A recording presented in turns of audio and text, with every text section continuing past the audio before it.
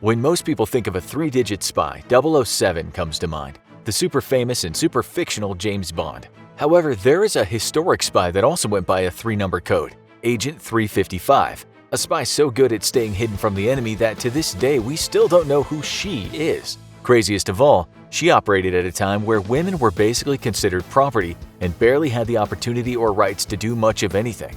Agent 355 was a female spy who worked during the American Revolution, and she may have been one of the top reasons that the U.S. won its independence. The year is 1778. The Declaration of Independence was signed 2 years ago, epically pissing off King George III and the Loyalists, who wished the U.S. to remain loyal to England. However, the outcome of the war was far from certain at this point. In fact, any betting man around the world could be forgiven for laying greater odds on a British win.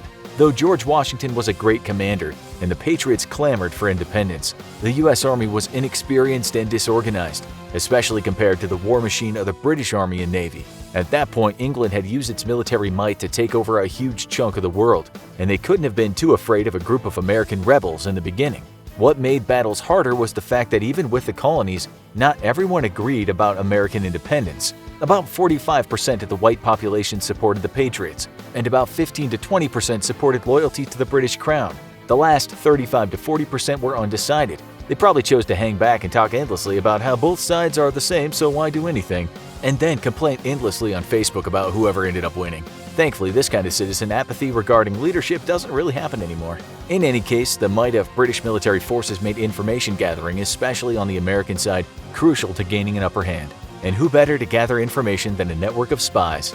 Thus, the Kulper Spy Ring was formed, operating mainly in New York and Connecticut from 1778 to 1780. The ring was headed by Benjamin Talmadge, General George Washington's intelligence chief. Washington ordered that the identities of the spies be so secure that not even he himself know who they were.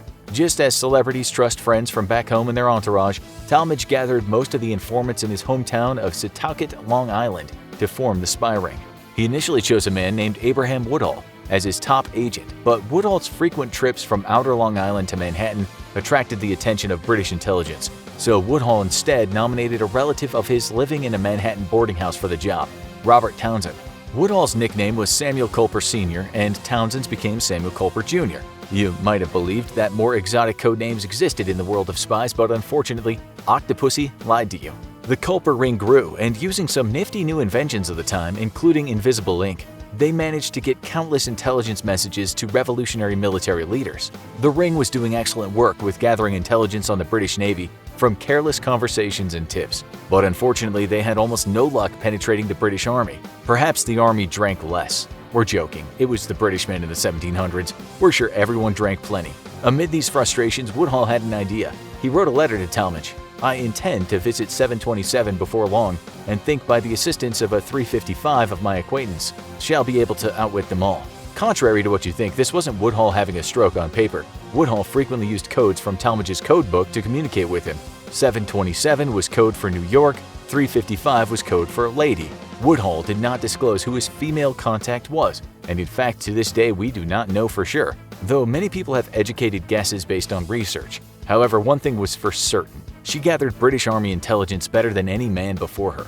Even though this was the only direct written reference to 355, it became clear she was not a one-time help or casual informant for the Revolutionary Army.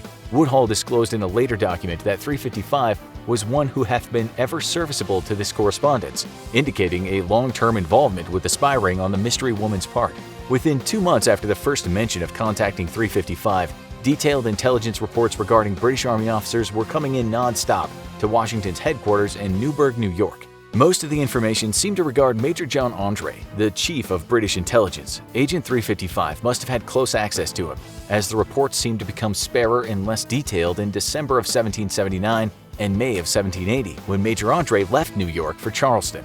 However, when Andre returned, the information flowed as easily as before. In fact, the Revolutionary Army was about to get one of the biggest scoops of the war and uncover a traitor whose name lives on in infamy. In the spring of 1780, Washington received his most alarming report from Agent 355. An American general is in compact with the enemy. The British plan to use him to capture West Point, even then the most important military fort in America. For those who stayed awake in their high school U.S. history class, you might have already suspected that shortly after this message, General Benedict Arnold gained command of West Point. Arnold was negotiating with British intelligence officer Major Andre to surrender the famed military academy site for money. See, Arnold and Andre knew each other through Arnold's wife, Peggy Shippen. In historical accounts, Shippen is described as an old Philadelphia theater friend of Andre's. We don't know if this means that they liked to attend theatrical plays often, or that they spent high school putting on off-key renditions of the 18th century's Les Mis equivalent for tired parents. But either way, their connection was solid enough to enable treason. Talmadge warned the governor of Connecticut, who supplied West Point, to be guarded against some unexpected stroke, and know that the enemy probably already knew of American forces and supply lines in the area. None other than Alexander Hamilton, of Lin-Manuel Miranda fame, of course, revealed that during the summer of 1780, the American side continued to intercept letters between Andre and Arnold thanks to their spy. Eventually, in September 1780, Major Andre was arrested. He confessed to his crimes and was subsequently hanged. Arnold was notified of Andre's arrest before he got apprehended and quickly fled. Thus, Agent 355's information led to the capture of a senior British intelligence officer, as well as the exposure of Arnold's treason, and best of all, prevented West Point from falling into British hands. So this leads to the next logical question. Who was Agent 355? And how did she manage to access sensitive information from the British Army when almost no one else was able to before? Many U.S. historians theorize that Agent 355 was a member of a wealthy loyalist family. This would have given her easy and privileged access to senior British officers. Moreover, the fact that 355 translated to lady, which at a time denoted a certain social class in addition to gender, reinforced the idea that 355 probably came from a rich or socially prominent family. Another fact that many historians seem to agree on is that 355 must have somehow been close to Major Andre. After all, secrets flowed freely from 355 when Andre was in town, and seemingly stalled in the few months he was in the South. Thus, it's likely that she was getting most of her information from this British officer. Lending further credence to the theory was the fact that Andre was known to have a weakness for women, not necessarily in the lewd way you just thought of, though he was considered the most eligible bachelor in New York at the time, equivalent to today's sexiest man alive, we presume. It's more that he underestimated women's capacity for doing, well, much of anything, really. For example, in 1777, the British were occupying Philadelphia, and Andre had a top-secret meeting in the Dara House, where he was temporarily quartered. Housewife Lydia Dara snuck up the stairs and simply listened at the door. That's how lax his sense of security was around women. Then reported back to George Washington that the British Army was about to attack. When Andre and his men started their offensive, it quickly became obvious that Washington had been warned and was well prepared to head off the British Army.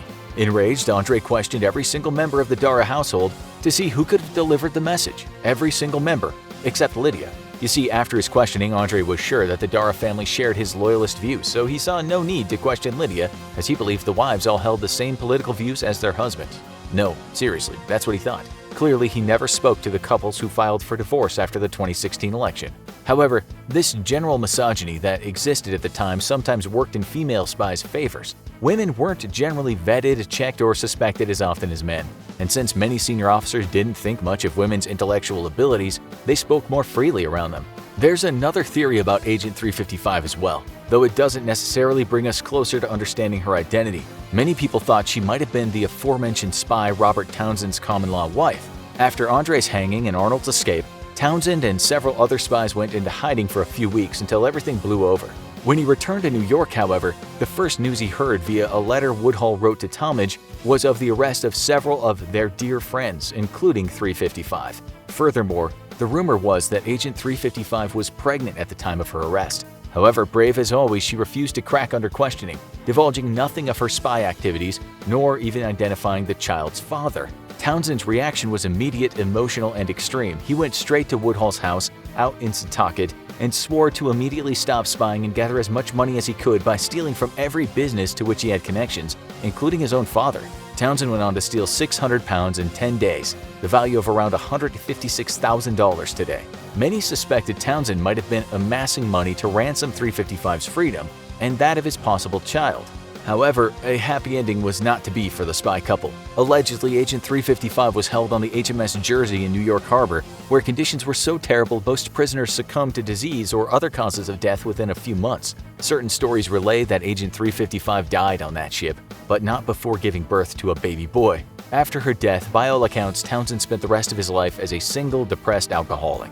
This romantic story is sometimes disputed by other sources. Many historians, including author Alexander Rose, argue that there is no record of a birth on the HMS Jersey, and women at the time generally weren't kept on prison ships. Other historians believe it's more possible Agent 355 was Sarah Townsend, Robert Townsend's sister, and we hope not also his common-law wife. Was there proof for this? Well, British officer John Graves Simcoe was stationed at the Townsend home, where it would have been easy for Sarah to overhear sensitive information. Furthermore, Simcoe received frequent visits from Major Andre of the British Army, who it seems most of the intelligence leaks came from. Perhaps most tragically of all, it appears Simcoe was in love with young Sarah. In fact, a written letter professing his love is now considered America's first ever Valentine. Sarah did not choose him as a Valentine at the time, likely due to her strong patriot beliefs. However, she never married, and after her death, many reported that she still had Simcoe's Valentine letter among her possessions. This led many to believe that the two had a flirtation, and Sarah at least in part returned Simcoe's feelings. We never knew the Revolutionary War contained so many Hallmark Channel stories within it. Another suspected candidate for Agent 355 was Anna Smith Strong. Strong would help signal the position of another Kulper Spy Ring member, Caleb Brewster, using handkerchiefs on her clothesline. Brewster raided British shipping on the Long Island Sound and therefore had to be a bit sneaky about where he landed his boat. What with all the angry British captains looking for him? Strong would help designate a safe haven for Brewster, then use the handkerchief code to tell Woodhull of Brewster's location so Woodhull could pass on dispatches about the location of other British boats. The reason some believe Strong may have been 355 is because her husband was captured and held at the HMS Jersey, where Strong was allowed to visit him and bring him food. This may have caused the confusion about identifying Agent 355 as being on a prison boat that generally didn't hold women. Another woman historians suspect of being Agent 355 was Elizabeth Bergen. At first glance, Bergen appeared fairly ordinary to outsiders, a war widow trying to raise 3 children on her own. After being approached by the Kulper Spy Ring, letters showed that her efforts helped free 200 Patriot prisoners from British prison ships. However, even though she was part of the Spy Ring and deeply devoted to helping the Revolutionary War effort, there isn't much additional evidence for her specifically being Agent 355. So what's the real story of Agent 355's life and death? Was she ever captured? Was she one of the many women who laid their lives on the line for the revolutionary cause, but have mostly been left out of the history books? Even with all these unanswered questions about Agent 355, one thing is for certain.